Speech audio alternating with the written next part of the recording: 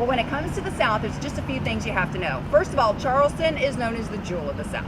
And then we have Charlotte. That would be the crown jewel. I have found, you guys, the hidden gem. This is exactly what you're looking for. And we're going to do it like a local. This is Beaufort, South Carolina, y'all. Come on.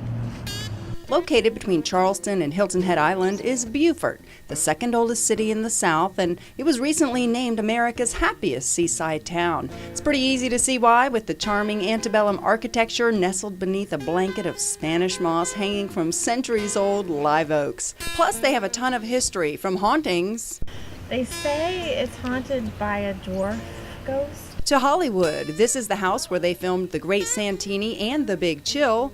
And here's the bridge that Forrest Gump went over when he was taking a little jog. Let's decide where you want to stay.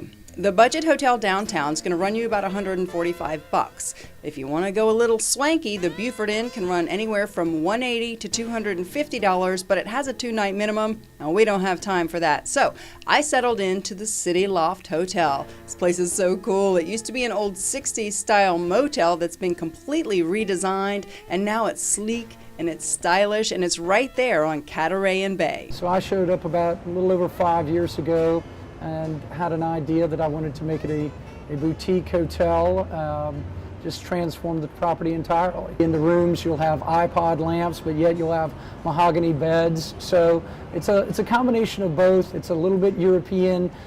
We wanted to make it very efficient, very sleek, if you will, but comfortable as well.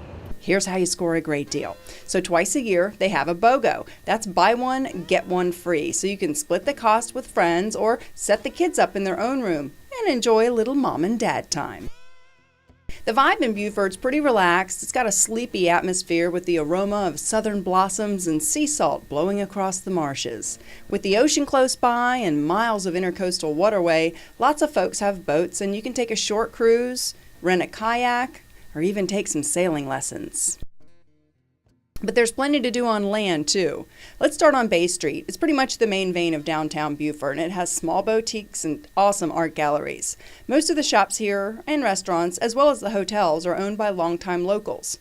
Benson's gallery is full of paintings, drawings, and carvings mainly focused on African pieces, as well as the rich heritage of the Lowcountry Gullah. But here you have your local artists using the same thing. Now this artist is from Liberia. You see the same vivid colors and the same pattern there as well. I'm hungry. Are you hungry? I'm hungry.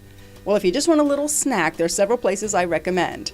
The Chocolate Tree for melt-in-your-mouth sweets, and of course the Lollipop Shop has candy up the wazoo, but I fell in love with Southern Sweets. It's an old-school soda fountain with ice cream and lunch items, and you just know they have great milkshakes.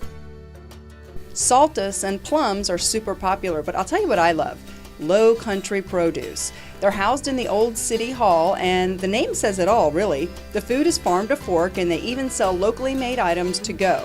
But if you want to get really local, try to find a Low Country Boil, also known as Frogmore Stew. Whit Suber tells us how to whip one up, island style.